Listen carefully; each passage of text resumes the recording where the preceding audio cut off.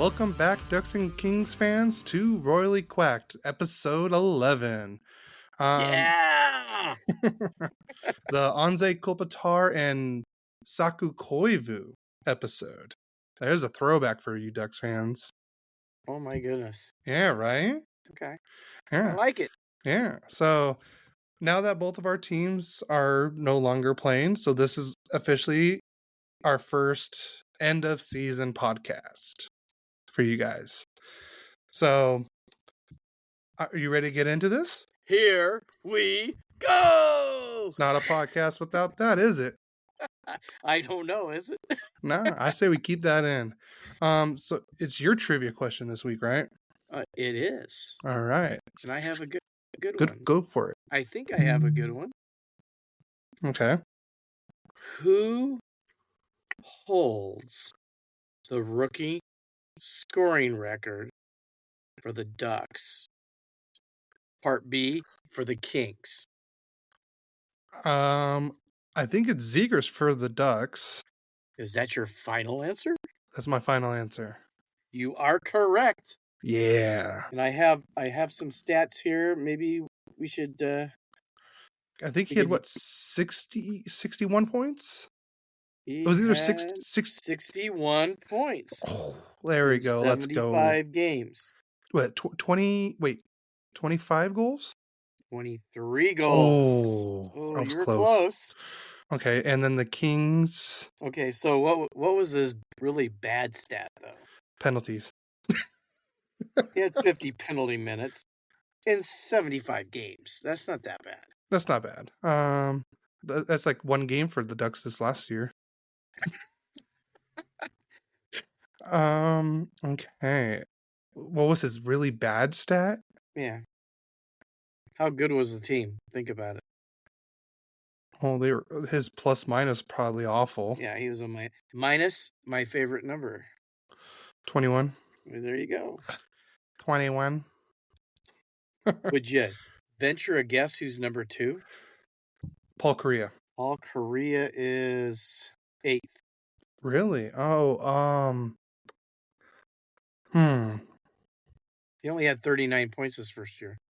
I thought he had more. He actually tied with probably, I think he's the leading scorer all time for the Ducks. Tied? Yeah, tied rookie scoring. Oh. Who's the all-time leading Duck scorer?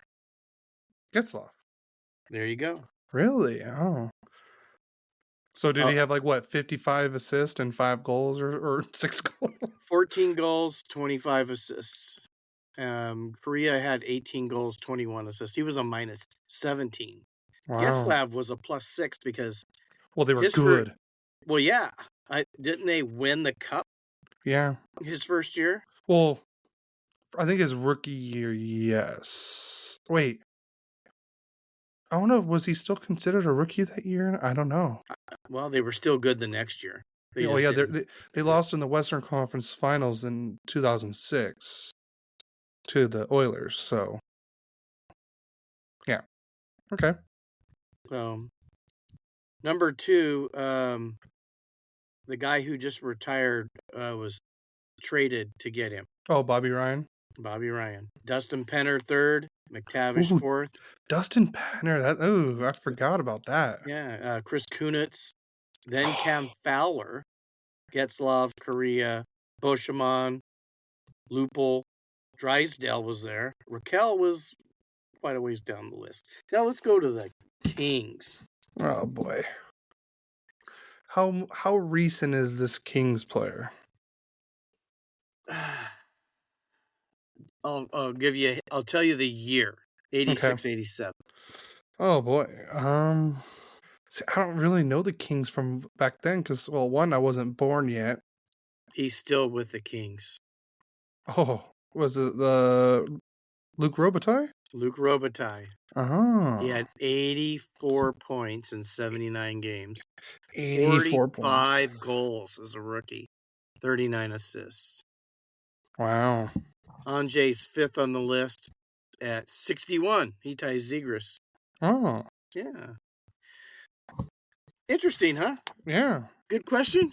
That was You like that? great question. Yeah.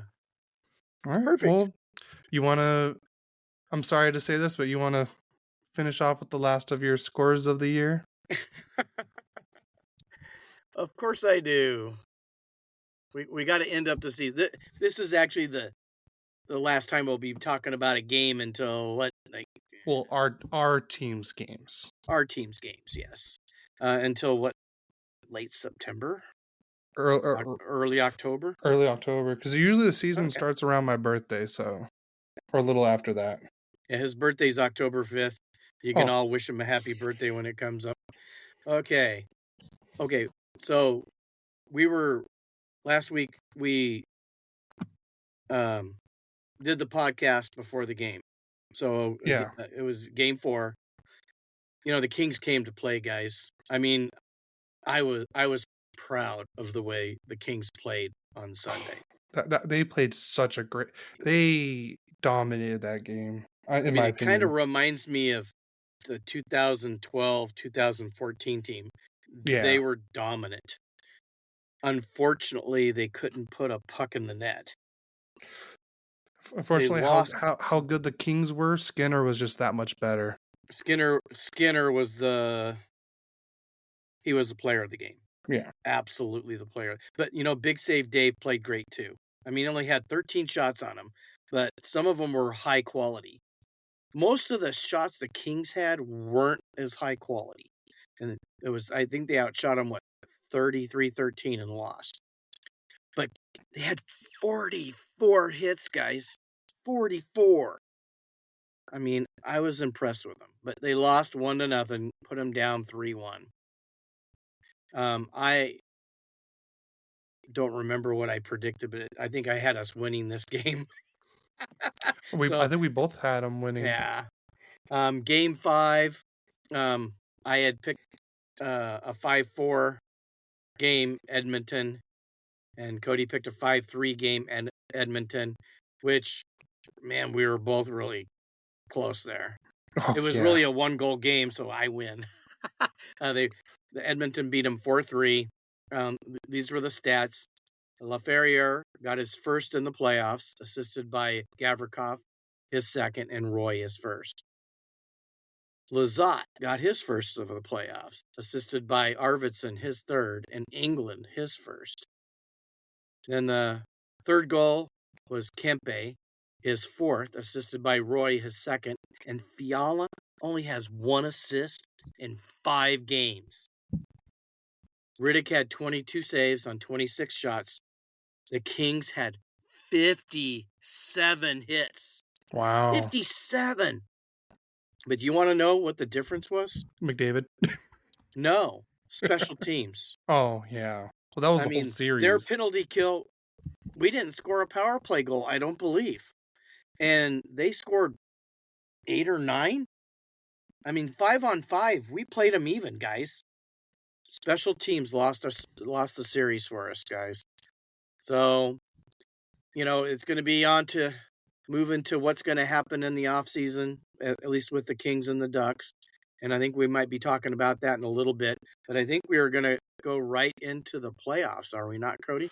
Oh, yeah, because, there's no other predictions and there's no other games to talk about. So, yeah, we can go right into playoffs. And I just watched a great game. Yeah. I'm so happy Dallas won. Who scored the first goal? Wyatt Johnston. They got him 21st in the 21st 2021 draft. 21st. He was first rounder. Yeah. But man, he's been a driving force for them to win. His name is in the Stars. I guarantee we're gonna talk about them later because there's a question, and it's gonna be one of the teams I'm gonna talk about. Okay.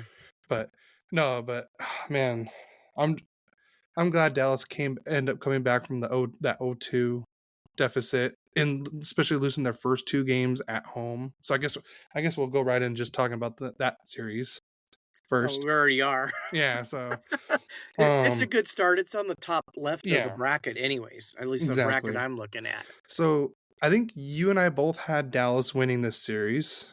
Yes. I think I had it in 6 or 7 games. I can't remember. I can't remember either. It was 6 or 7 games for me too. I Yeah. mean, we know Vegas is going to be tough. Yeah, that series was just great all around. I mean, that's what you expect from a first round playoff series with these two caliber teams, pretty much. Well, I mean, you don't want to go to the bathroom in the middle of the game just because you never know what's going to happen. Yeah. So we'll do just a recap of all the scores. So game 1, Vegas won that 4-3 over the Stars. And then in the second game, Vegas won that one also 3-1.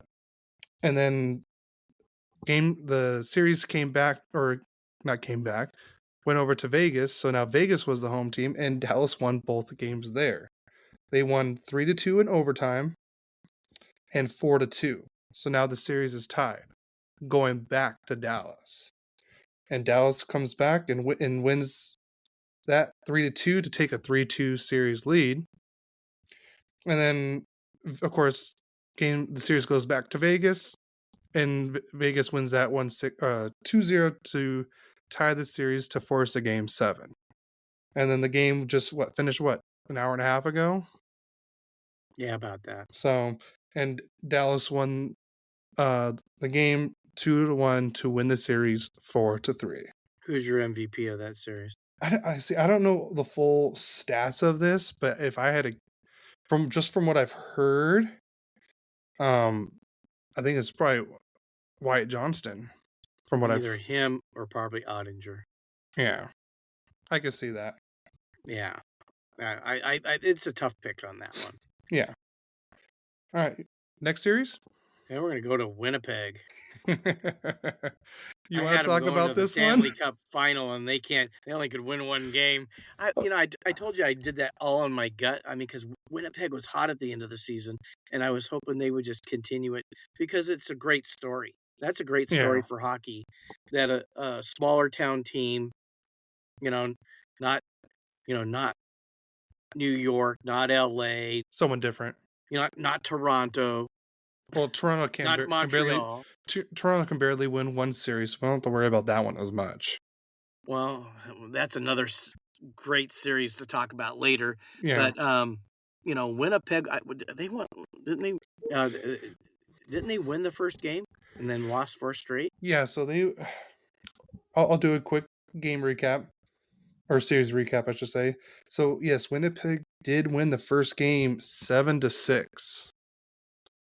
So that was like whoever can, actually stop a puck wins in that one, literally. And then in game 2, Colorado won that 5-2. In game 3, Colorado won both the games, winning game 3 6-2, and then 5-1.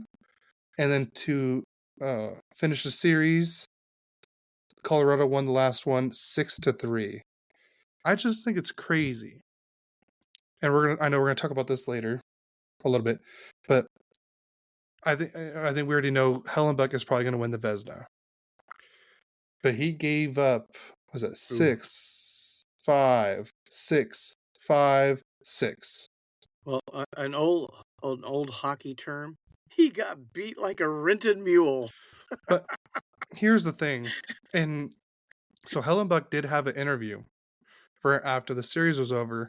He was saying that he thought he was playing his best hockey he's ever played, and that could be true, because usually Colorado's incredibly talented, no doubt. But I don't think it was partially that, but I think it was also just Winnipeg's defense just did not help him whatsoever. I think he was, because usually your worst critic is yourself.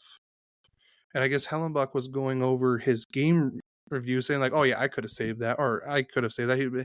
He would look back and he was like, what else can I do? I couldn't see the puck. If you can't see the puck, you can't make a save. That's and true. He was so, and especially if you have someone like Makar, Rantanen, McKinnon, And then apparently even Lehkonen and was it Nikushkin was having just some of their best hockey too. Yeah. So, and when your defense is just giving up that many shots on goal, it's kind of hard to keep all of them out, especially if your defense is not helping you. True. Like I said, Colorado was cold. Winnipeg was hot. I thought Winnipeg would continue it, but boy, Colorado showed up. And they're scary good. They just are scary good. Now the end of those two, obviously everybody does anyways if they're big hockey fans.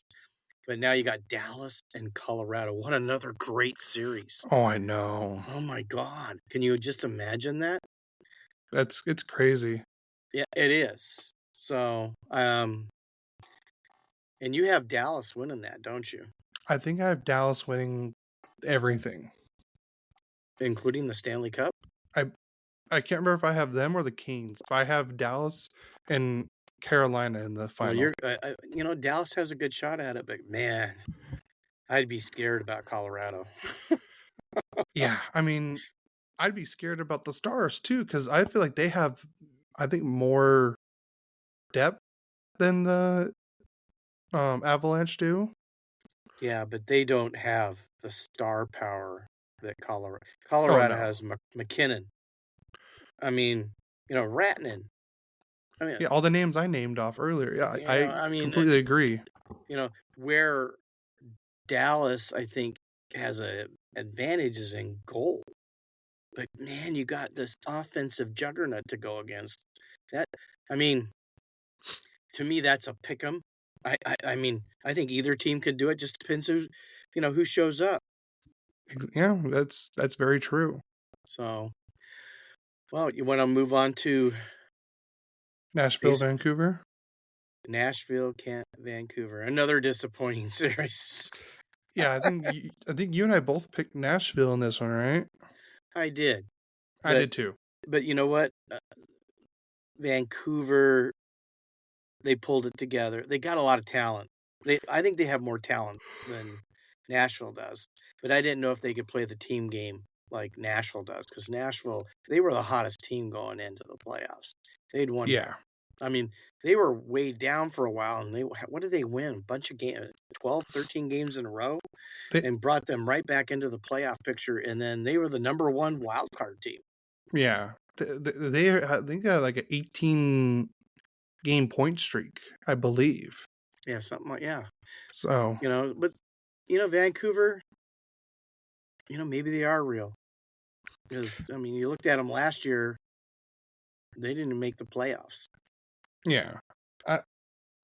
I picked Nashville just because I thought they had one more playoff experience on their team. Two, I think they had more seasoned star players for playoff games, especially Yossi, Forsberg, Saros. Yeah. And then I knew Demko was still not like 100%. And then we can also talk about that, how Vancouver had to go down to their third string goalie. And he was incredible. And yeah, exactly. So let's he might be the MVP of that series. Yeah, seriously. Didn't he shut out Nashville? Yeah, in the last game. So yeah. I'll do a quick series recap. Vancouver won the first game 4-2. And then Nashville tied it in game 2, making it they won that game 4-1. And then Vancouver won the 2 games in Nashville, which is not an easy place to win in the playoffs, or even at all in Nashville. Vancouver won that game 2-1, and then they won game 4 4-3. And then in game 5, Nashville won their second game of the series, winning that one 2-1.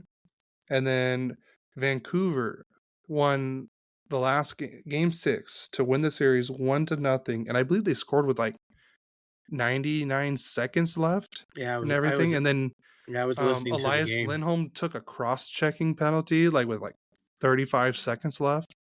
And I watched it I was listening to it a little bit while I was driving.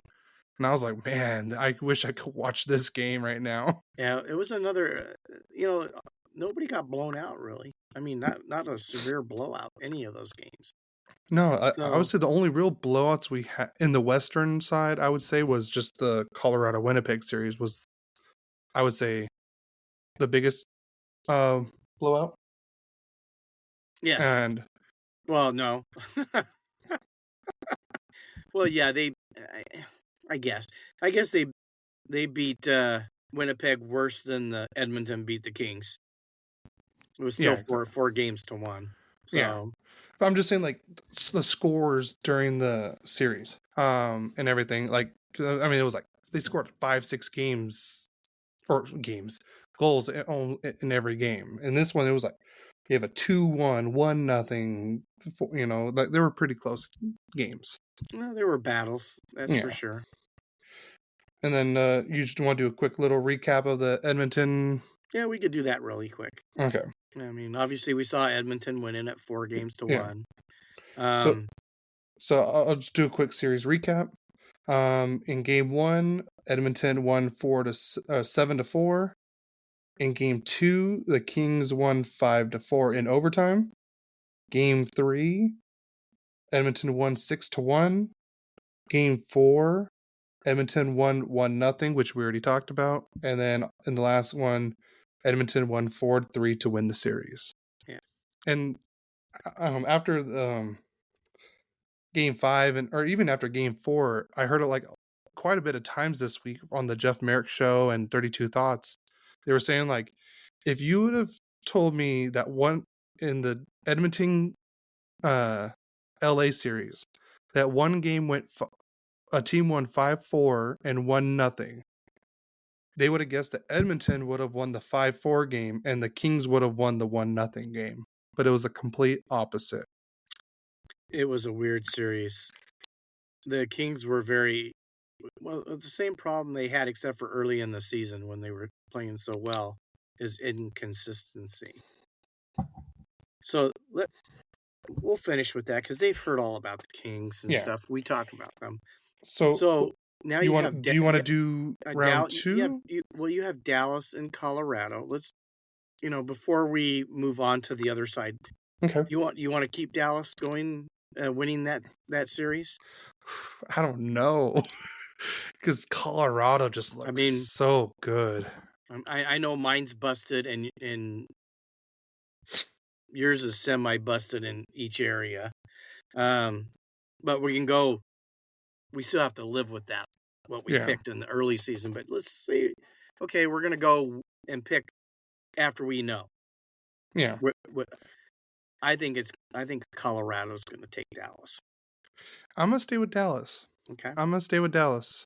And I'm going to trust my gut. And I picked Edmonton to go to the Western Conference Finals, and I'm going to stick with that. I agree. I think the only thing that's going to change, and I don't think it's going to happen, is if Demko does come back, then I think it's going to be a better series. I'm not saying Vancouver's going to win, but I think they have a better chance of winning the series if he is back. Yeah, but is he going to be the same? Yeah, no, I know. That's the other thing we don't know. So I got Edmonton and Edmonton, Colorado, and I'll tell you what, the winner of Dallas, Colorado, is going to go to the final. I agree. I don't think Edmonton. I mean, they depend too much on 2 guys. Yeah. I mean, obviously Hyman scores because he's on the line with McDavid, McJesus as you call him. So that's what Justin calls him. I can't say I came up with that. I heard that from Justin. Our Justin? Our Justin. Oh, really? Okay. Yeah. You didn't hear him say that when they were in town? Maybe I wasn't listening. He's a Kings fan. He's the only other family that's a Kings fan. I mean, Cody doesn't hate the Kings. No. Only when they play the Ducks. I don't hate the Ducks only when they play the Kings. I mean, because we'll go to games because we love hockey. Mm-hmm. We'll go as a family and go watch. I just rather we live a lot closer to Anaheim than we do LA. And it's just a lot easier to get in and out of. And just to be honest with you, and I'm not saying don't go to the Kings games, but the seating's better. It's easier to see the game, even if you're kind of up high at the Honda Center. Yeah. In fact, Like I the said, last couple of Kings Ducks games I went to, it was at Honda Center or Ponda. Sorry, there you go. Like I said, I don't hate the Kings, and like I said, I used to go to Kings games all the time in high school from my old soccer coach because he had the season tickets, and he would literally have like everyone on a group chat from the team. He's like, "Hey, I got 2 extra tickets. I got 2 Kings tickets tonight. First one to come to the classroom gets them." And I was literally the only one that would ever go, so he would only message me. And like I said, I took everyone. Like I took you to a game. I took my grandpa to a game. I took a couple friends to a game. And like I said, I just love going to games. I love the environment and everything. So guys, yes, I do. I guess it's always going to be Ducks number one.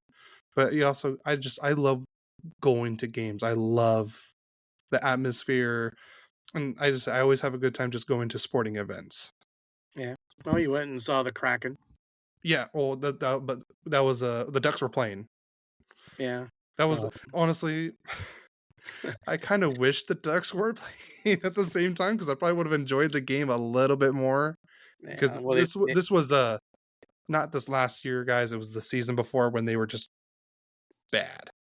So and that was almost like I was like barely over a year ago because it was like early April. no, it Yeah, was, last April was when we went.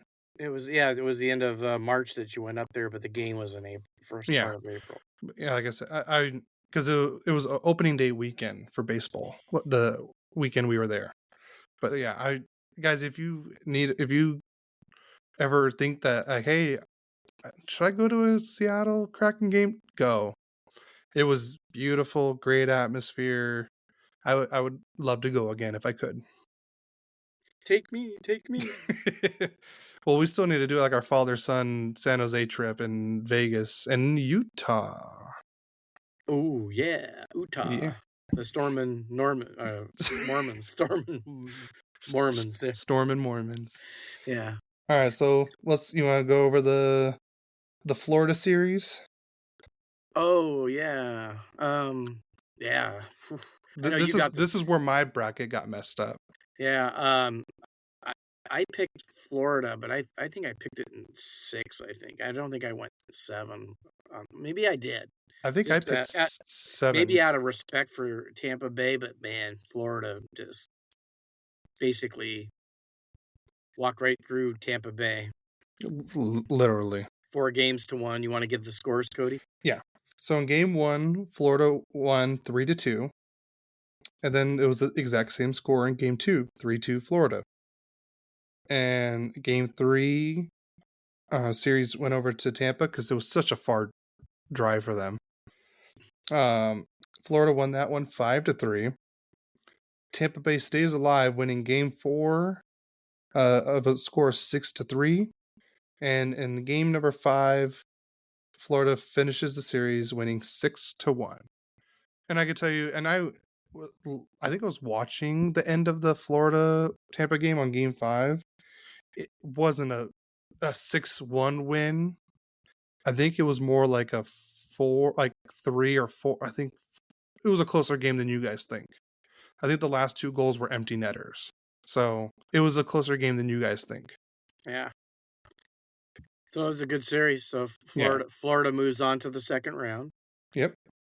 And that's where my bracket got busted. You want to talk about possibly right even with the Dallas Vegas, maybe even a little better, Boston and Toronto.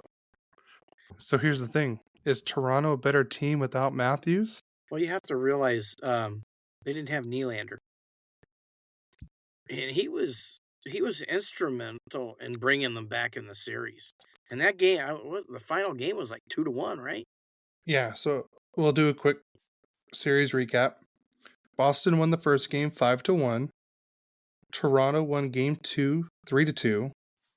Boston won game 3 4-2. In game 4, Boston also won that one 3-1. And then in game 5, it was 2-1 Toronto. In game 6, 2-1 Toronto again. And in the last 3 games went 2-1. And then Boston finished the series in game 7 of a score 2-1 in overtime. Overtime, yeah. And I can tell you that was just, And I who hate to say it, scored? lazy And who scored play. the goal? Pasta. Yeah. Pasta man himself. Yeah. And they'd been holding him back. He was not He was his usual self. And he got called out, from what I heard. His coach called him out. He called him out one day and then kind of not really recanted, but praised him the next day. Yeah. So now you got Florida and Boston, and I think that's what I had anyways. And I think I had Boston moving on. And I'm going to be honest with you. I think Florida's going to beat them. So I agree. But we haven't even yeah.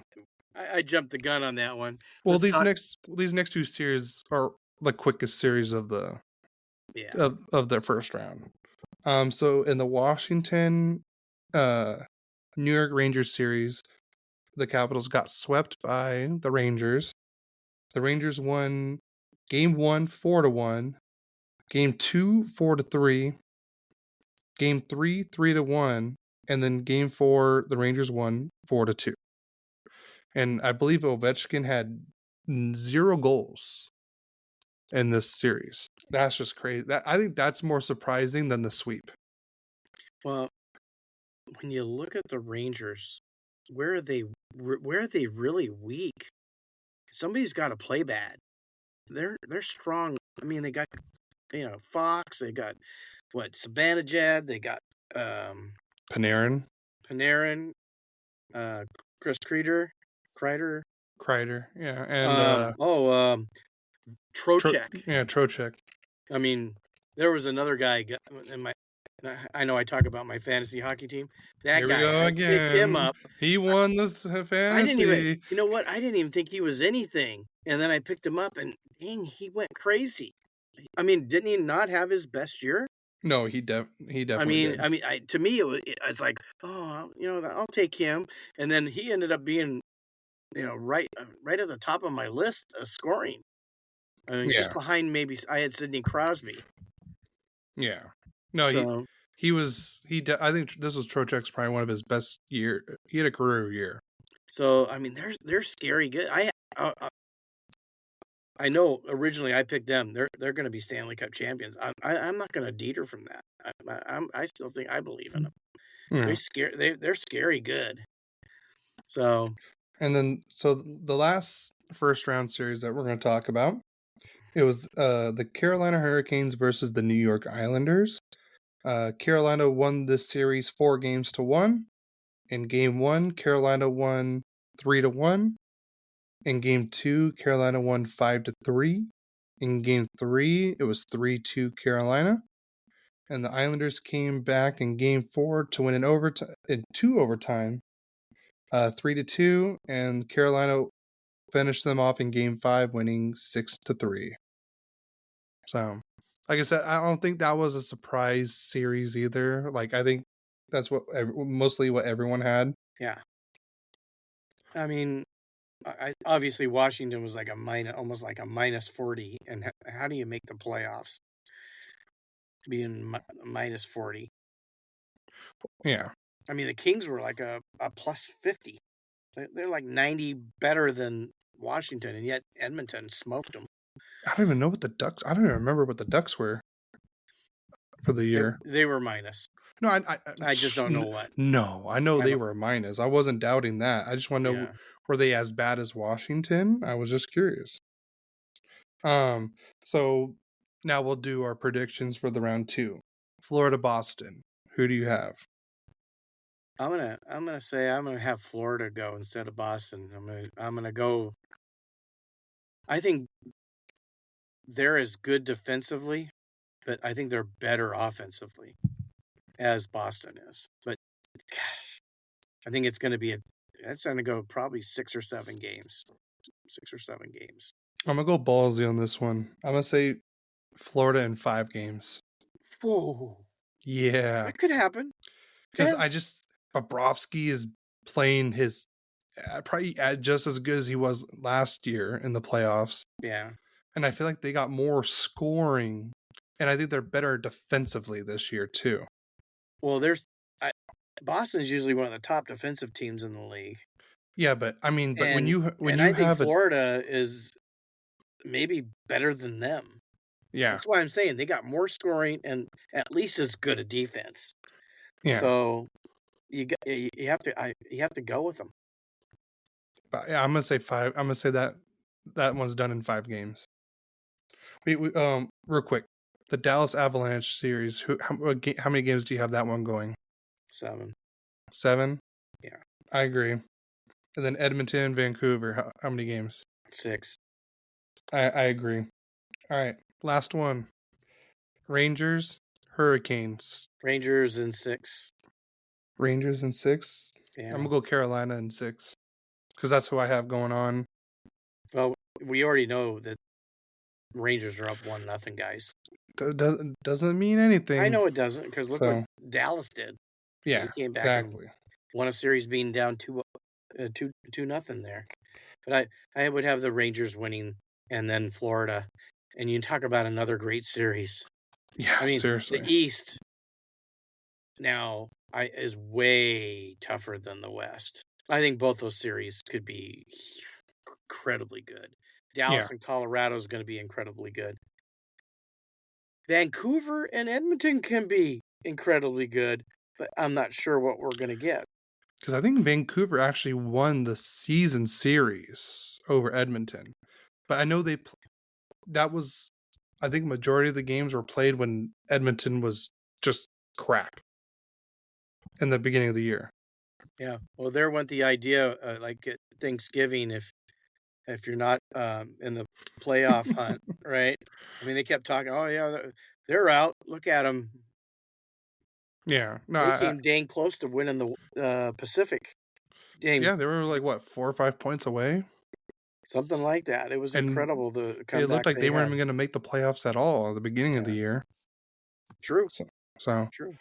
All right. So we will be back right after this message. Hey Ducks and Kings fans, step into the spotlight and make your prom night unforgettable with our exclusive prom night photo shoot package. For just $150, immerse yourself in the beauty of the great outdoors as our professional photographer captures your radiant glow against nature's backdrop. Prefer an indoor setting? No worries. At $300, experience a studio session where every click of the camera amplifies your elegance and style. Each 45-minute session guarantees you 10 high-quality images, a timeless memento of a night filled with laughter, dance, and unforgettable memories. But wait, there's more. We also specialize in senior photos, graduation photos, and quinceañeras. Because every milestone is a story waiting to be told. So why wait? Book now and let us narrate your journey through our lenses. Contact us at 951-719-6377 or at Christina122193 at gmail.com, or go follow us on Instagram at Xtina's Photo on Instagram. That's XTINAS Photo for a glimpse into how we turn every shot into a masterpiece. Welcome back, hockey fans, to the second part of episode 11 of Royally Quacked. We're going to go to Duck News with the quacky boy, Cody. Hit it, Cody. All right. So here's the final list, I believe, of all the Ducks players that are going to be playing in the 2024 IIHF World Championships. Radko Gudas and Lukáš Dostal. Oh, my bad. Sorry. Dostal will be playing for Czechia. Isaac Lundestrom will play for Sweden. Olin Zellweger will play for Canada. Trevor Zegras is for Team USA. And Pavel Regenda would be playing for Slovakia. So, Ducks fans, it's not the season's maybe over for the Ducks, but at least we still can cheer on our players. So tell us, who are you more excited for in this World Championships? Obviously, I think the two I'm more interested in is probably Zellweger and Zegras, obviously. And honestly, you can't go wrong with Dost Wall either. Well, So Czechia has been really good the last few years. yeah, no, So, they can be very scary too. So, yeah. the next bit of news, if this player ever listens to this podcast, I apologize right now if I can't pronounce your name correctly. But the Ducks signed goaltender, V. Oh, I don't know why my Apple Watch decided to go off, but Vish. How'd you say the name? You said it better. Yakoslav? Oh, Vakislav Boyets. Boyets? Sure. That sounds good to me. So I butcher the Canada guys' names. I can't tell you what I'm going to do to the like I said, Russians and some of those European players. I apologize. This is definitely not an easier name to say. But he's a 21-year-old goaltender, or he'll be 22 starting next year. He was born in 2002. He posted a 40, 32, and 6 record with 4 shutouts, a 2.36 goals against average, and a 0.923 save percentage in 81 career games. 923 save percentage. That's easy to say. Yeah. You can say all those hard names I can't say, but you can't say 923 save percentage. Yeah, I know. I'm weird. And that was in 81 career games from 2021 to 2024 with the Klemensk.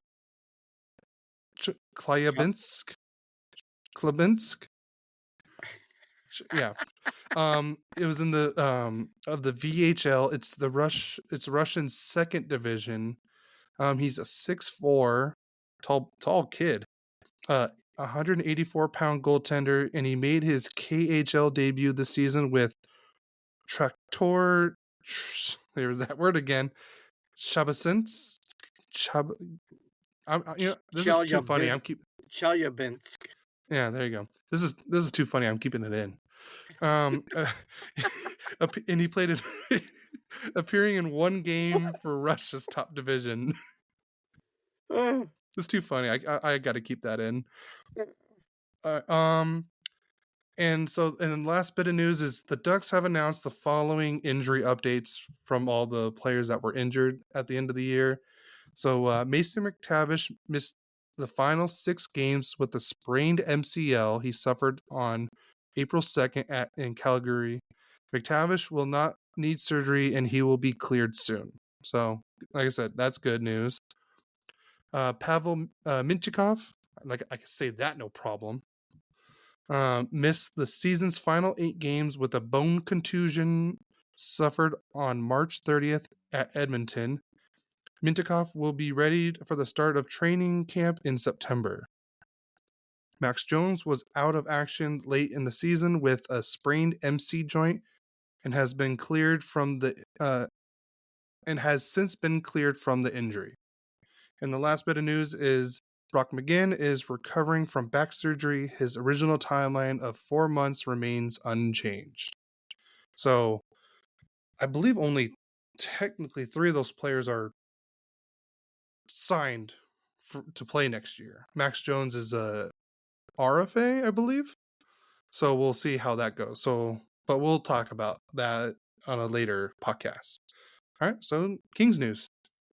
All right. Well, I don't think I haven't heard anybody's going to be playing in the World Championships. It's very rare for playoff teams to have their players play in it. Yeah, because they have that extended season, but you never know. Somebody could play, and it might be somebody in the minor leagues, but I have not checked into that. Maybe Ontario Reign is still playing too, so that doesn't help. Well, I'm talking juniors and stuff. Well, yeah, sometimes they have kids play with them. Some of the some of the countries. Now there's speculation saying that 7 players will be gone, and we will be over $15 to $22 million in cap space. Number 1 is to get a number 1 goalie, and the rest of the money will fill out the roster.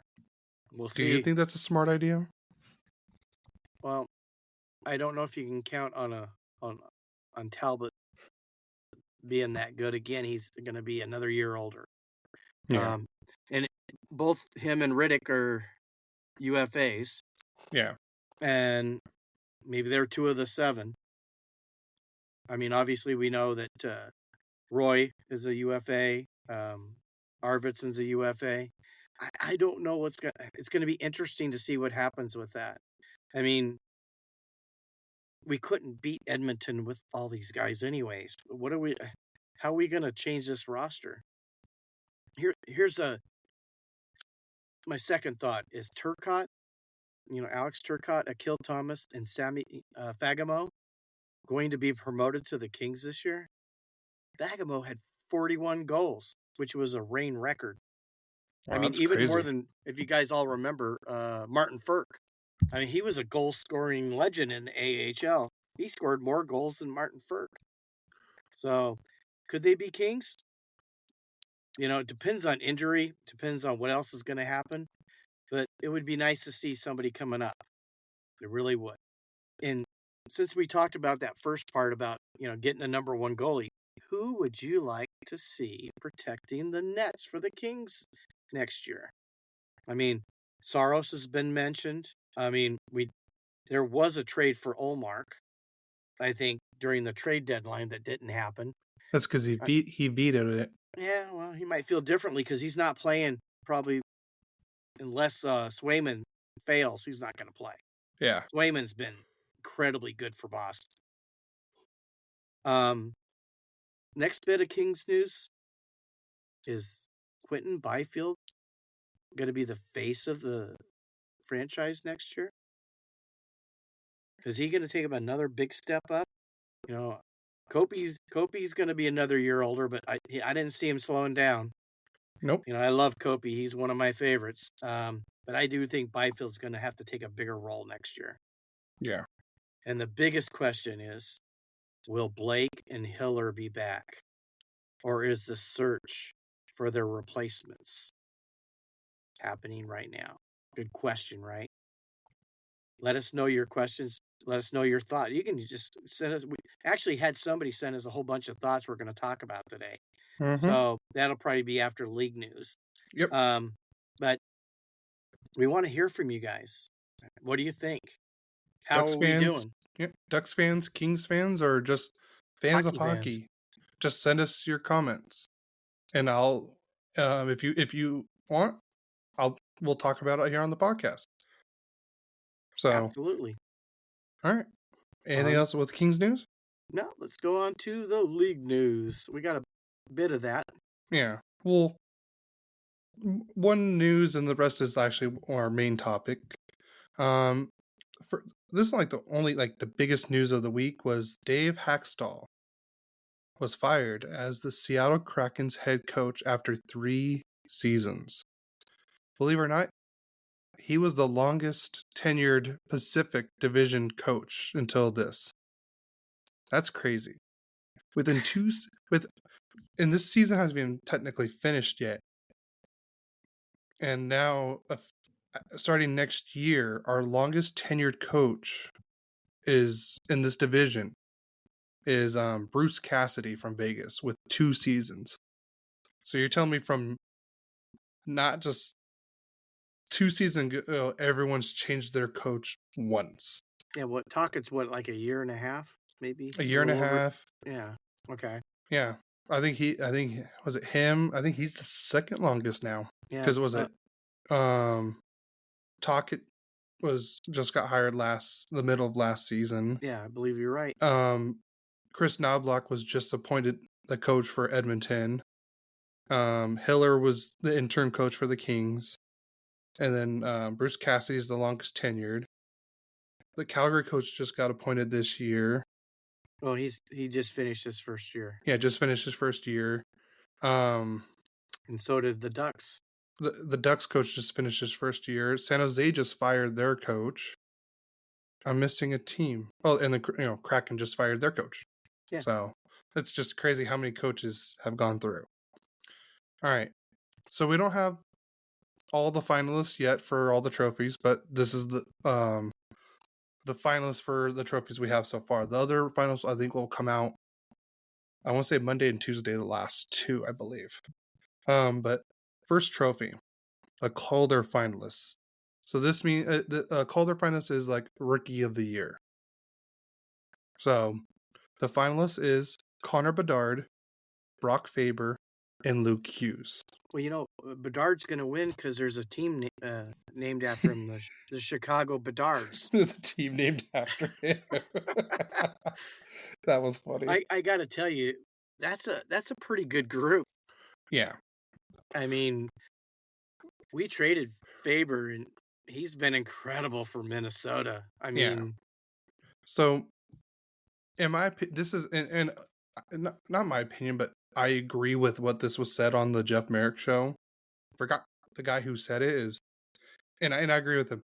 Brock Faber should win this award, but the thing is, Connor Bedard didn't do anything to not win this award at the same time. And I think what Brock Faber did was more impressive, being a younger defensive player with all the minutes he put up and the points he put up.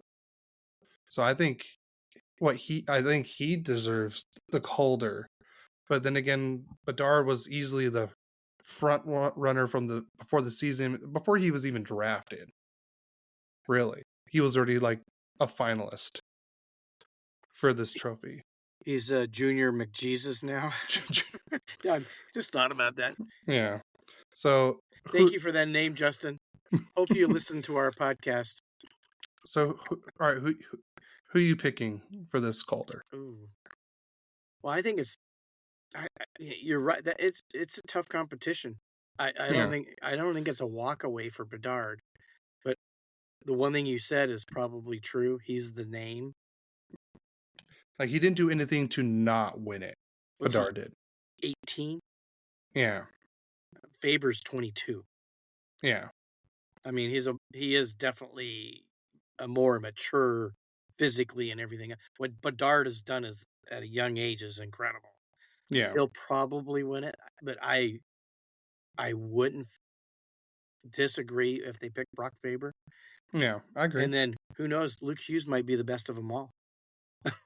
He's definitely the tallest out of all the Hughes brothers. He's supposed to be the best one, from what I've heard. That's crazy. I mean, Quinn, his brother's. So we're going to talk about him in a little bit. Yep. He's incredible, and then obviously Jack was Connor Bedard. What, 4 years ago? Yep. 3 years ago, 4 years ago. Yes and no. Not a generational talent like I think Bedard was, but probably like a tier under. But it's not like they're not far off. I mean, we saw how good Jack Hughes was the season, but not this last season, but the season before. I think he was 1 point shy of hitting 100 points. The season that just ended last season. Yeah. Because he scored over 100 points. He was at 99. No, because he wanted to be the first Devil to ever hit the 100-point mark, and he hasn't done it yet. But he was also injured a lot this year, too. So yeah. He had surgery. Hopefully he comes back. He's a great hockey player, fun to watch. Yeah.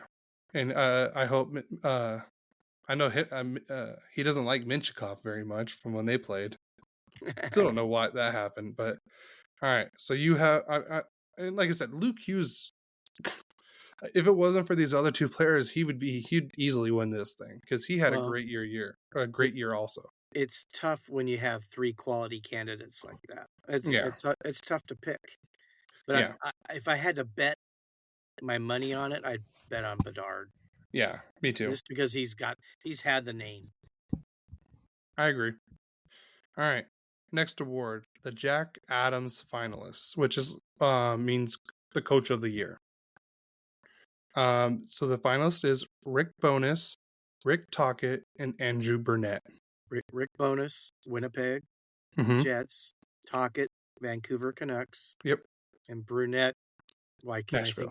Nashville. Who do you think wins that? I think it's Rick Tocchet. I think so too. Nothing. Like if I had to go in order, I would say Rick Tocchet, Andrew Burnett, and Rick Bowness. Like nothing against Rick Bowness. Like what he did with Winnipeg was really impressive. But for Nashville to really kind of be sellers at the deadline, because they did trade a couple players away, and they went on that crazy point streak and was easily one of the best teams in the NHL at one point. It's hard to say that's not impressive. Yeah. Especially like I agree. they bought out Matt Duchene, I think, and they traded away Ryan Johansson to Colorado. So they sold their top two centermans, and then they still had a great year. So I know they signed Ryan O'Reilly and everything. I mean, that helps, but still, I think it's very impressive what he did there as well, especially in his first year there. Yeah. Because Nashville's not, and Burnett, they're not really known for. Nashville's never really been known for their offensive game, and Burnett's more of an offensive coach, so I think that's an interesting combination. It's worked out so far. But agreed. It's hard to go against Rick Tocchet when just how much of a drama-filled season it was for Vancouver a year ago, to being the number one in the Pacific and just dominating most of the season. They were incredible. He did a great job. So that's why he probably will win that award, at least in my opinion. So yeah. All right. And the next is the Bill Masterton Award. The Bill Masterton is awarded to the player who best exemplifies qualities of perseverance, sportsmanship, and dedication to hockey. So the finalist is Frederik Andersen, Connor Ingram, and I missed the name. Killington. I think it's Oliver Killington, I believe. Okay. Let me double check. Anderson. Connor Ingram. Well, no, Frederik Andersen, Carolina. Yeah, Carolina. Connor Ingram, Arizona. Oliver. Yep. Kylington. I don't know what team he's on. It's Oliver Killington. He's on the Flames.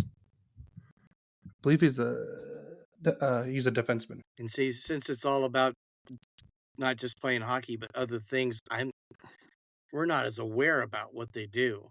Yeah. So, who do you think wins that one? I don't know who wins. I know who I want to win. Frederik Andersen. Frederik Andersen. Ex-Duck. Yeah. Former Duck. Well, Connor Ingram was the number 2 goalie, and look what he did. He was incredible for Arizona. He was great. I mean, as a hockey player. So, I don't know who I would pick on that one. Yeah. Honestly, I think that's not really anything we can really judge on for us. Yeah, it's not voted upon, is it? I think it doesn't. Some of these are voted. Some of them are selected. Yeah, I think this one is voted, but it's not really something we don't know what's going on with how they. I know Frederik Andersen, he was injured most of the year. He only played like the last 10 games, if that, of the season. Yeah, well, like I said, it's off hockey. Yeah, off hockey is what the award's about. Yeah, they just happen to play hockey for a living, but it's what they do off the ice that wins that award for them. So yeah. So we'll go on to Vezina now. Yeah, you want to go over? You want to take over? I will. Obviously, I think the favorite is Connor Hellebuyck from the Winnipeg Jets. So first, we're going to talk about the Vezina. Vezina is the best goalie of the best goalie, absolutely, of the season. Right. Thatcher Demko, Vancouver, and Sergei Bobrovsky from the Florida Panthers. Mm-hmm. You think? The more I look, I mean, Demko, I think, could have won it, but he's been hurt. Yeah. So I think it's really between Hellebuyck and Bobrovsky. Yeah. I would lean towards Hellebuyck because his team that's around him isn't as good as what Bobrovsky has. Yeah. And that's why I would pick him. But then again, those guys are all really had great. Demko was having a great season until he got hurt, Yeah. and he missed quite a few games. In fact, he I think only played one game in the National Series, or did he play at all? He started. I think I can't remember which. He got hurt in game 1 or game 2. But like I said, I think Connor Hellenbuck is easily like, if I had to put money on it, it's Hellenbuck easily. But I agree. if they came out and said that Demko or Bobrovsky, I mean, I would be shocked. But I'd be like, okay, I can see why, because they both had great years. But it's Connor Hellenbuck's, I think, in my opinion. I know it sounds weird, but yeah. So, all right, you want to move on to the next one? Norris. Norris is for the best defenseman. I mean, they have these scoring things for all the scorers, and then they have the Selke for the defensive forward. But defensemen get thrown in one category, and it's usually an offensive defenseman that wins it. Almost. Yeah, and I still think there should be an offensive defenseman and a defensive defenseman award. Well, it's funny. I think the last time a really great defensive defenseman won it was Drew Doughty, because he's really more known for his defense than he is his offense.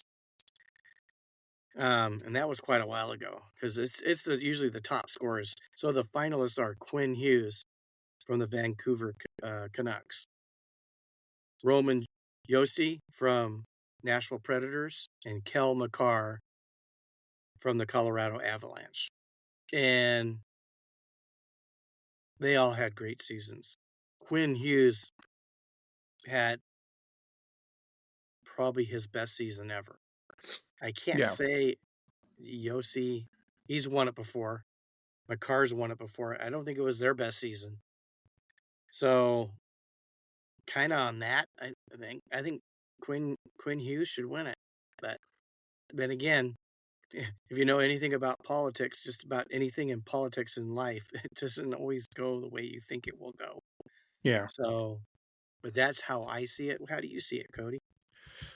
I see it the exact same way. I think it's still Quinn Hughes is going to win it, but I think it's Roman Josi had a great second half. I think, to be honest, Roman Josi had a better second half than Quinn Hughes, but Quinn Hughes was like not that far under him in the second half, like play wise. But Quinn Hughes was just good all year long. And and here's my thing, and like, sorry, Cale Makar is the best defenseman out of those three. But I think Quinn Hughes just should win it this year. Yeah, I think so too. So, all right, the next award. Let me pull up is the Lady Byng Award. The Lady Byng is awarded to the player who exhibited outstanding sportsmanship and gentlemanly conduct combined with a high standard of playing ability. So the finalists is Austin Matthews, Elias Pettersson, and Jacob Slavin. See, like, this is another one, like, it's hard for us to judge on because we don't know how these players are, like, how their sportsmanship is on the ice. You know? Yeah, that's true. So this one is like, sorry, I hit my mic on accident. If I had to guess it, I think it's going to be somewhere between Austin Matthews and Elias Pettersson. I don't know for some reason, but Jacob Slavin, I've heard great things about him too. Good player. I mean, obviously, Austin Matthews is a superstar. Yeah. And Elias Pettersson is also incredibly gifted. I don't think he's a superstar, but he's a very good player. Yeah. Like I said, Jacob Slavin, if as we talked about before, if there's an award for best defensive defenseman, I think he would be a finalist almost every year. Yes, the funny thing is you're right, Cody. There should be an award for it because, I mean, How did Vegas win last year? They had the best defensive core. Well, their defensemen were defensive. And Yeah. they had quality even when they had injuries. They brought guys up and played well. Yeah. I was just looking up to see where Makar and Hughes Mm-hmm. ended up point-wise. You want to know that Hughes in 82 games scored 92 points, and Makar in 77 games scored 90 points. But here's the winner chicken dinner for me, that Quinn Hughes should win it. He was a plus 38. Yeah. And Makar was only a plus 15. And I think, I want to say he might have had the best plus minus. I'm going to look that up real quick. Oh, no. Gustav Forsling from Florida was a plus 43. Oh, wait. Ekholm from Edmonton. No, Matthias Ekholm. No, I'm sorry. He was a plus, he's a plus 56, Forsling. Then DeMello was a plus 46 from Winnipeg. Ekholm from Edmonton, plus 44. Hughes, plus 38. A lot of these are Oilers. And then number 7, McKinnon at 35. Bouchard, another Edmonton at 34. I mean, Edmonton, incredible lot of players. Yeah. So, anyways. All right, so I know. Oh no, we got one more to talk about. Yeah, the Selke finals. Selke. You want to go talk about? So the Selke is the best defensive, or how about this? The best two-way forward, meaning best like offensive and defensive forward. Yeah, and you got Alexander Barkov from the Florida Panthers. Austin Matthews? He had a great. I've heard Toronto Maple Leafs, and Jordan Staal, Carolina, right? Jordan Staal's Carolina, yes. So who do you think scored more points? Let me go points again. Obviously, you would think that Matthews, he had 107. Yeah. Where was Barkov at? He had 80 points, but a plus 33. What was Matthews plus minus? Let me go back up. See 31. So he okay. Plus 31. I mean, when you're a forward and you're a plus, because I don't know, does that necessarily mean they're the best defensive, or their defensive players have played really good, stopping the other team from scoring? I mean, everybody needs to play defense, but I think the one thing you also got to look out for is who are they playing? Who are they playing when they're on the ice? Like, is that like, are they going against the other team's best offensive line majority of the time? Or are they just out there and that's why they have good defensive metrics? Are they on the penalty kill? How well do they do on the penalty kill? So that's like, and I think, in my opinion, I think it's going to be Barkov to win this one. I would agree. Because I think he's more of that shutdown center, but he also has a great offensive side to him. Yeah, 80 points. Yeah. But like I said, 73 games, he was more than a point a minute, and he plays defense. Like Barkov, every coach would love him. Yeah, he's one of those, like, yeah, exactly. Yeah, and they were saying like Barkov is someone that you don't need them to be your best point getter, but he's someone that you want on your team. Like, if you want to shut someone down, that's who I think I would want out there the most out of these three. I don't know much about Jordan Staal. You know, it's hard to notice to pick him because I don't watch enough Carolina games. So, but I know, like, obviously, I know he's not the top line scorer or anything like that. So I know he has to be playing some of the harder offensive lines that when he's on the ice. He's going against the team's best offensive line. So who do you think is going to win that one? I think Barkov's going to win it. Yeah. All right. There's two other. Staal had 30 points. He was a minus 14. Ooh. How did he become a finalist at minus 14? I don't know. All right. Well, so there's two other awards. I would say big awards that we need to we can go over. The Jim Gregory General Manager of the Year. Who do you think's going to win that one? There's no finalist yet, but who do you think's going to win that one? Well, Vancouver could be in there.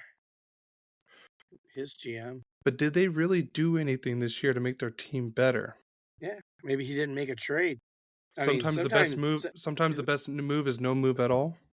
Yeah, true. Winnipeg? I'd say Winnipeg's a good one. They robbed the Kings. Right now, I'm talking about this season. Yeah. No, I know. That's what we're going over is like. But the funny thing is the only one that really played well for them was Velarde. Kupari was not much of a difference, and Iafallo played, but he wasn't a huge difference maker. But what about Florida's GM? Yeah, brought in Ekman Larson, picked up Okposo and Tarasenko at the deadline. True. And they picked up Anthony Stolars at the beginning of the year, and I think he had the best save percentage in the league. Edmonton? They picked up a couple players to help them out. Yeah. Vegas, I got Hannafin. Yeah. Hannafin, Hurdle. The Dallas GM, Tanev. Yeah, that was their biggest move. But I don't even say that was their biggest move. I think them calling up Stinkoven was probably one of their biggest moves too.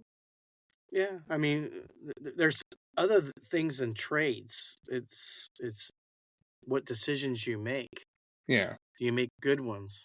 Obviously Rob Blake's not going to be in there this year because, unfortunately right now the Dubois trade looks like a bust. Yeah. In fact, there's actually talk about buying him out. I don't know if that's the Kings talking, that's people talking. They have to do it before the 24th of June because that's his birthday, and it's twice as much money they'd have to pay him. Yeah. If he's 25 and under, it's 1/3. And then twice the years. And twice the years. And if you're 26, it's 2/3 twice the years. So what we're saying is, because we do have people that don't know what we're talking about on here. They're new to hockey. And I appreciate anyone, knowledge or no knowledge of the sport, to listen in. And actually, we'll talk about that later. So before a player reaches the age of 25 on the buyout it's 1/3 of their contract and twice the amount of years that they have left. So Dubois would have 7 years left on his contract. And if the Kings did buy him out before his 25th birthday or 26th? No, 26th. Or sorry, 26th birthday, they only have to pay him 1/3 amount of the total amount that the contract signed for, or the remaining balance of the contract for 14 years. So you would have a little bit of, it starts high and then it ends up going lower for the.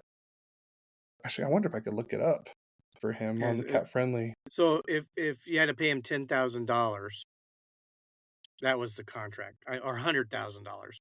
Basically, you'd only have to pay him $30,000 over 14 years, and it's more at the start, and it gets less and less as the years go on, where could be $1 million or less a year, but you got to carry that for 14 years. The Kings have been carrying Mike Richards. I think they're still carrying him for another 4 or 5 years. Because they bought him out. He had a big contract, and all of a sudden he couldn't play. Okay. So let's see here, and then you have to pay out the remaining signing bonus too. Right. So I believe his contract is. Sorry, I'm trying to pull it closer. I think he has $47 million left total for 7 years.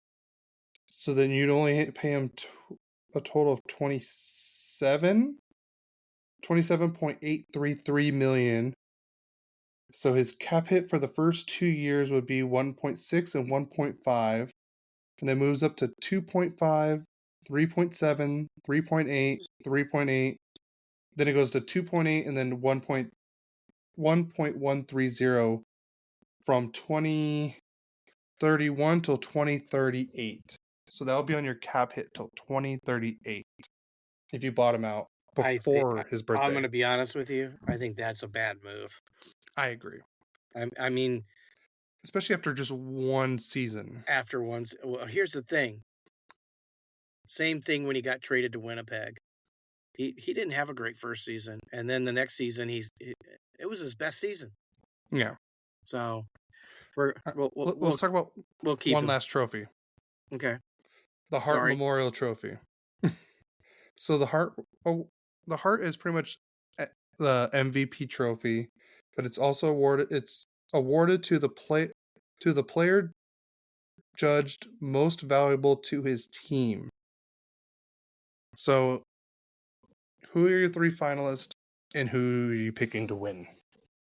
I think you and I both have the same 3. I think.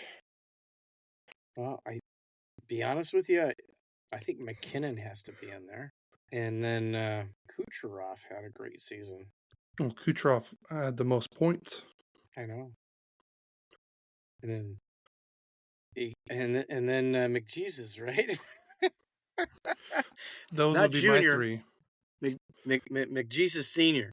Yeah. All right. So those are your finalists. Yeah.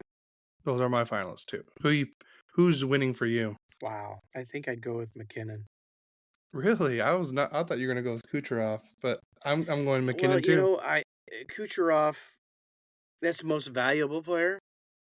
They were the last seed, right? They barely made the playoffs. Who? Oh, the Tampa Bay, right? Or they were wild card 1 for the East. So they were Nashville. Okay, so they're equal with Nashville. But sure.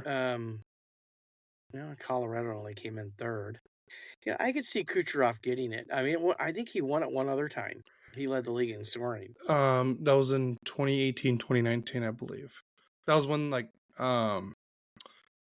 that was the year they got swept in the first round by Columbus.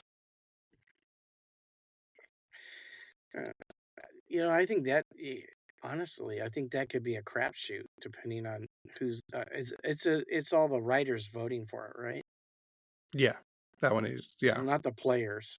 I think the players. The players one is what's the name of that one? I would say we could talk about that one, but that one's really kind of out of our hands. That one is where did it go? I can't remember. Oh, the Ted Lindsay Award. Okay, so I'm going to go with McKinnon. Okay, I agree. Okay, you want to move on? Let's move on. All right. Before I change my mind. So, a close friend of ours who we've both worked with before when we used to umpire baseball, Adam Broll. He sent this on the Instagram or the podcast Instagram account. This is his comments. So, guys, if you go Patriots. Yes. We'll explain that after. So here's his comments. He gave us options for the Ducks captain role. He thinks it should be his number 1, Gudas. And Gudas paves the way for McTavish. Number 2, Terry, all by himself for the long haul. Number 3, Leo Carlson, same as Terry. Number 4, Trevor Zegras, because he's the face of the franchise. And number 6, No Fowler, because he's really overrated. And out of all those, I agree with that one the most. All right. Then this is his trade speculation or off-season predictions. He thinks Steven Stamkos is coming to Anaheim. He says John Gibson to New Jersey with 50% retention minimum, and hopefully Kaapo Kähkönen coming back. And I think he didn't really specify if anything else was coming back with Kapanen. I don't know if this is like a salary dump for us or not. But if he says no retention, Gibby, and a prospect for Capo Kakinen. I think that's overpaying for Capo Kakinen. Yeah. And then he says, keep up the good work, guys. And as always, let's go Ducks and suck King suck. Thank you, Adam. I love that. But for the captain roles, I agree with his captain's picks. Just on that sucking suck. Yeah. I just want to mention Adam has season tickets for the Ontario Reign, which is the Kings team. Why don't you drive to San Diego, Mr. Patriot? I love it. Let's see if I can find the. I know I followed the account Patriot. Excuse me. Is this it? Patriots hockey? Sorry, I'm looking up. I believe this is it. But yeah, Patriots hockey is a military charity hockey program. So guys, go check them out at Patriots Hockey on Instagram. Hopefully we can have Adam come on and he can talk to us about that. Oh, are we gonna talk smack? I mean, that's the best way to do it. All right. And we got technically 3 questions. Okay. Yep. With the TV ratings going up this year, but still being lower than the other major sports leagues, in your opinion, what can help the NHL ratings go up? Also, do you feel the NHL players are underpaid compared to some of the other sports? Okay. I love that question. One way I think it could go up is that basketball is a bunch of prima donnas. I mean, I was an all-league basketball player in high school. I mean, and a huge Laker fan. But God, these basketball players, I mean, they're just it bugs me anymore. I don't want to support it. Just I'm sorry to say. I just don't want to support basketball anymore because they think they're God. Okay, let's talk about how the NHL can boost. Well, I think fans should move over to hockey. It is the most exciting sport to watch. I mean, the only thing that might be a little more exciting is like MMA or boxing, where they're beating the crap out of each other the whole time. But hockey is constantly going. Yep. The thing is why people don't. It's not bigger because they don't understand the game. That's why. In fact, Cody and I have an idea to almost have like a podcast on hockey 101 terms, things like that. I want to throw that out. We don't know exactly when we're going to do that. It's probably after the playoffs, during the real off season when not much is happening. Yeah. But if people understood the game more, the ratings would go way up. I mean, I've been watching for probably religiously for 40 years. Yeah. And I watch hockey over any other sport. See, like for me, and I was just telling the story to some friends at dinner earlier. Like with me, like growing up when the Ducks were making that first like Stanley Cup playoff push back in 02, 03. Most kids my age, I was like 9 or 10 at the time. Most kids my age, when they like were listening, and this may date how much older I am, would like have their radio. Like most of the time we were listening to like Radio Disney or musical radio stations. No, I had the Ducks game on, and I was sitting at my mom's women's Bible study, and I'm just chilling in the back. And my mom knew I was going to be entertained because she knew I have the radio. She knew I was going to be listening to the game. She knew I wasn't going to get in trouble or anything, so she knew. And I'm listening to, and I remember I can't remember exactly which game number it was. It was when the Ducks and Dallas went to did that 4-5 overtime game. And I just remember moms, and I'm listening to the game, and some of the moms were like, "What's the score?" Because we lived in Orange County at the time, so of course we have a lot more Ducks fans at that time. And I keep telling them like, "Oh, it's 1-1 or it's 2-1." You know, I keep giving them updates. So what 9 or 10-year-old kid is gonna take their parents' radio just to listen to a sports game instead of like actual music or like a cassette tape or a CD player? You're No, welcome, I was Cody. listening to the Ducks game. You're welcome. Yeah. So, He's a hockey fan because I'm a crazy hockey but fan. we for the ratings to go up, and I feel like the ratings will go up. Get rid of the blackouts for the ESPN Plus games. I think it's ridiculous. Like we have to pay for the ESPN Plus just to even watch it. Why can't we watch it in our own network? That might help with the ratings. Think about it. Majority, if the ratings will go up if we're able to watch those games on ESPN Plus. Why should I Yeah. have to be in Texas to be able to watch a freaking Ducks game here when I'm 50 miles away? I get that they want you to go to the game, but to help with the ratings, like, I mean, come on. I mean, just get rid of the blackout games. That's stupid. Well, here's another thing. Someone needs to take him to a game. If you Yeah. go to a game, especially with someone that understands the game and sit with them, they will have a good time. In Yeah. fact, here's a story, and Cody was with me. My wife bought me and my son-in-law tickets. I can't remember. Was it 2017? Mm, Because they moved, or maybe it was 2018 before they moved. yeah. We got Cody a ticket, and he actually sat with us. And you know what the funny thing was? You think young women aren't hockey fans? There was a girl sitting, and she was happened to be sitting like right next to me, and there was like 4 or 5 other girls. And we had a conversation. I go, "Oh, what are you here for?" "Oh, it's my birthday, and they brought me to a hockey game.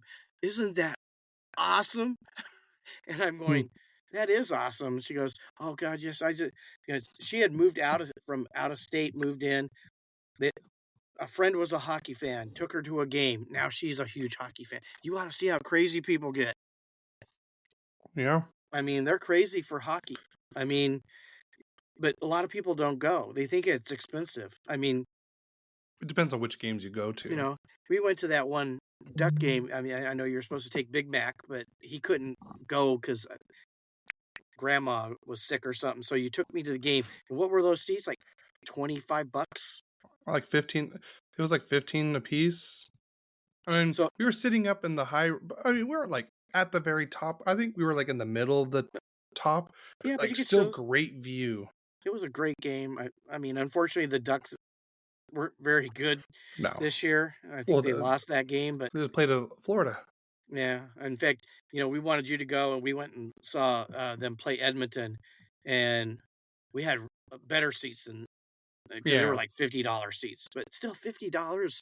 We're in the top level, but I mean, watching Connor McDavid play, I mean, you just see why he's so good. Yeah. He's just incredible. Yeah. We need to get people out to the games. That's what we need to do. So people like you who love hockey, take friends that aren't really big hockey fans and teach them the game. They'll become fans. Like And I they even can do had, a better oh, job of advertising it too. So yeah. I even had an old friend where I would always get Ducks updates on my phone, and they'd be like, "Oh, the Ducks lose," and I was like, "Well, this is when they were like actually really good," and I was like, "No, they actually won," and he would always make fun of me. He's like, "You like the Ducks, don't you?" I was like, "Yeah, they're my favorite teams," and he's like, "I've never been to a game." I'm like, "Let's all go." So we all went. I think like a week or two later, and the Ducks were losing like 3-2 or something.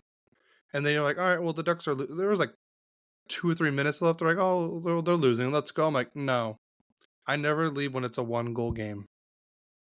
I never leave. yeah, you miss the fun. Yeah, and sure enough, and I remember, I want to say the Ducks.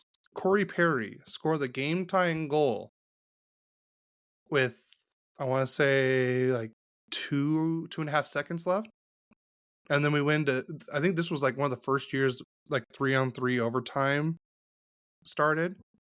And then we just saw how back and forth the 3-on-3 overtime was. This is before the coaches really started coaching for 3-on-3 overtime with the wasted time and everything. So they were just going back and forth, and then there was like just shot after shot after shot, just barely missing, or beautiful saves from the goalies. And all of a sudden, we go into shootout, and we saw my boy Jakob Silverberg score. I want to say he scored the game winner shootout goal. And sure enough, they were like, "Wow, that was great." And then him and his wife literally went to the very next home game 2 days later, and they didn't go, and they went without me. Another thing they could do also is put a shot clock on the 3-on-3, because it's gotten the slowdown that's hurt it, because it was fun. I mean, if you watch the All-Star game, man, it's like you're watching fancy everything, and they really weren't playing great defense. Yeah. Although they were in the championship game this last year. That was probably the best one I've seen in a while. Yeah. They really did a good job of trying to market the All-Star game, get people interested. But I think having a shot clock at during overtime, not during Yeah. the regular season. I mean, I guess maybe that would be up. You know, you can imagine how much faster the game's going to be. You got 35 seconds to shoot the puck. Once you gain possession of it, shot clock starts. I mean, I remember in high school, I didn't have a shot clock. We still scored, 30, 40 points a game, but you go to these high school games now and teams are scoring sometimes 80 and 100 because they have to shoot. It's a shot clock. So those are just some of the things that could help. And you're right, they're very underpaid. Yes. I mean, I think Matthews is like $13 million. He's at the end of the bench in the NBA money-wise. I mean, I wouldn't say in baseball, because the really good players get, $70 million a year, $35, $40 million a year. It's crazy. And there isn't anybody like that in hockey. Yeah. Well, it doesn't help that like the in hockey we have just a straight salary cap, unless you're Vegas. Sorry, I couldn't help myself on that one. So what's supposed to be next year is like 87.7, and that's for the whole team. And I believe that's for all 23 players, I believe. Yeah. So you think, or how many you're going to carry on your roster? Like the Kings, if they would have had everybody, they were going to play 21. Yeah. Two players less, because cap-wise they couldn't do it if Arvidsson would have been healthy all year. Yeah. So it would help with the salary cap going up, and this is the first year we're finally going to get like a big boost because of COVID, is what really helped. But also the new TV deals with the TNT and ESPN, that should help bring in a lot more revenue also to help with the salary cap. And then now that the Coyotes are in Utah, and now they'll actually have they said a 12 or 15,000 stadium instead of just a 5,000 seat stadium. So that will help a lot too. It's going to be going up, but probably not as much as football or baseball or basketball, just because those are more like, I would say American sports is maybe the best way to put it, because I mean hockey's considered probably more of a Canadian sport than a USA sport, but that's also changing though too. Yeah, how many Canadian teams and how many teams in America? True. But if you think about it, we also have the lowest amount of USA teams compared to the other sports. So I hope that answers your question, Jordan. Next question, and I actually kind of like this because it's not about the Ducks or Kings. Out of all the teams in the league, who do you believe has the best chance to continue success without having to rebuild? As in, who has the best up and coming prospects who can step right in and continue to keep the success of the franchise for the future? I think there's one clear answer on that one. Who do you think want a drum roll? Dallas. I think Dallas has the best up and coming prospects. to continue without having to rebuild. Yeah, their scouting has been incredible. Yeah. I mean, that the star of the playoffs for them was a 21st pick in 2021, Wyatt Johnston. Yeah, Wyatt Johnston. I Yeah, mean, he's and then Stankoven, Maverick Borg, was it? Yeah, Borg, and he was the AHL MVP. yeah, you know, Colorado always seems to come up with people too. Yeah, So, I mean, Florida's really good right now. I don't know how much their prospects are. they don't really have much. And you know, I hate to say it, the Oilers. Oilers have a pretty good farm system. Yeah, I mean, their team did not perform well this last season, but they were expected to battle. Who's a number one AHL team? the Hershey Bears. No, I was talking in the Pacific. Oh, Seattle. They're out in the desert, right? That Yeah, team, Coachella Valley. yeah, They have a really good system, yeah, but their team is not even a playoff team. They could become one yeah, for sure, but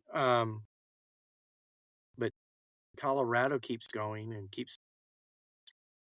The thing is they trade these kids and they get somebody they want if you yeah. have a good enough draft. Mm-hmm. That's what the Kings did with PLD. They did it with Fiala. They traded some good prospects, possible Calder Trophy winner, possible Faber. Possible future Norris winner. Yeah, I meant Faber. Norris. Well, I mean, yeah. So, I mean, any other teams? I think Dallas is like the clear number one in that aspect. Yeah, I would agree with that. I said maybe the next one is maybe Calgary, especially after all the trades they made this year. Well, Arizona. Oh no, Utah. Utah has a lot of picks in this Yeah. upcoming draft. And they were not bad this year. They were close to being a playoff team for a while, but then I mean, I think they only won one, they lost 14 straight games at one point. yeah, but they were a playoff team at one time. Yeah. And they have a lot of draft picks. They could become very good. Yeah. So, All right, last question. Or shoot, we have another question after this. I forgot. But what team needs to blow it up and rebuild the most? What team has the most talent but aren't living up to the talent and should trade a few players to help over the overall team building and team success? part of me wants to say the Kings.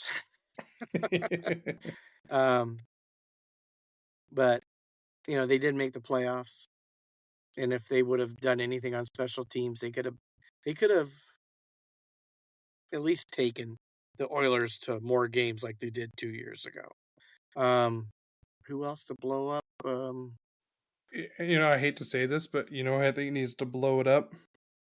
Pittsburgh, either that or Washington would be another one. Yeah, Pittsburgh is. So they got some draft picks for Gensel, so who knows? Yeah, and then I would say the teams where the team where the prospects aren't living up to their potential. I think there's kind of two answers for that one. Okay, let's hear your. In my opinion, Columbus, Blue Jackets, and then Buffalo. Yeah, Buffalo. Didn't even think about them. You're right. I mean, they had a lot of good picks. Mm-hmm. Owen Powers. He was the number one pick in the draft, and I mean, he is playing for him. Yeah. Okay. But Tage Thompson, excuse me, the big year he had last year, he had a down year this year for him. Yeah. So, any other answers for that? Sorry. Well, maybe Calgary a little bit. They've already kind of blown it up, though. A little bit. But, they got Huberdeau. He hasn't really That's lived someone up. that's, I think, other than the Dubois contract, that's the worst contract. I thought Calgary won that trade when I heard it. I thought so, too. I mean, they haven't done bad. I think Huberdeau... He played better this year. He played better this year. But I mean, Uyghur played really good. He was the star of what they The got. Yeah, and then I know they got like a prospect, and then I think they got this year's first round pick, I believe, from Florida. I think. Okay. But all right, last question, and this is kind of what you were talking about earlier. How so this idea came from my friend Lewis. Lewis Melendrez 88 on Instagram. He was telling me that so he's never really been into hockey or anything. And he's just helped supporting me because he's a former coworker and a friend, and he's a friend of mine, close friend. And so he's the one that came up with the idea of explaining the hockey terms or hockey slangs, so people that don't know much about hockey can kind of learn more about it. So like a hockey 101 class. So, and he actually sent in a question, and this will be the first one of many. And he asked, "What does a PK mean?" Okay. PK means a penalty kill. Yeah. So you're going to be shorthanded. Yeah. And this is what the Kings didn't do. I don't know who. Lewis isn't really a fan of any team. If I had to pick, I don't know. He doesn't really have a team, but if I had to pick one, he's gonna go against me, so he's gonna say "Go Kings." Okay. I already like you, Lewis. I'll adopt you as a son. Oh boy. But it's a penalty kill. So you're going to play 4-on-5 Yeah. is what typically it will be. Sometimes 3-on-5 if you get 2 penalties. Yeah. And you have to kill it. I mean, a minor is going to be 2 minutes. And then you have a major, it's 5 minutes. And in a major 5 minutes, they can score as many goals as they can in 5 minutes. Because one thing we didn't even talk about, the U18s played the gold medal. USA dominated the first part of the game, but in the third period, elbow to the head, major, and they scored 2 or 3 goals. Canada took the lead, and ended up beating the USA, I think 6-4, 7-5. Wow. So penalty kill, it that can make you or break you. One is if you would be a Duck fan, and I mean a serious Duck fan like Cody, they were in the box all the time. Yeah. They were in the box all the penalty kill. They lost a lot of games because stupid penalties. A lot of stupid penalties. So, You know, for the penalties is like if you trip someone, you hit your stick, and it's a high stick where you hit them in the mouth. Or a slash or a hook, like where holding the stick, holding, or what's another one? goalie interference. Goalie interference, boarding. Usually boarding's a major one anyways. Cross checking, if Fighting. you Fighting, roughing. well, fighting, roughing's a better one. Fighting is usually both. There's usually 2 parties involved in that one anyways. And they'll both set off for 5 minutes. Yeah. But so say like it's Ducks versus Kings, or it's me versus my dad, and I notice my dad is gonna have a breakaway, and I'll just grab his jersey, boom, and then the ref calls holding, so then I'm off for 2 minutes. So that means my team is gonna be down 1 player for 2 minutes, or until the other team scores within those 2 minutes. If they don't score, then I get out of the penalty box, and we kind of get away with with 1. But then again, you don't want to be on the penalty kill as much, because your defensive players are going to be playing more, and they're going to be getting more shots on you, because obviously it's 5 against 4.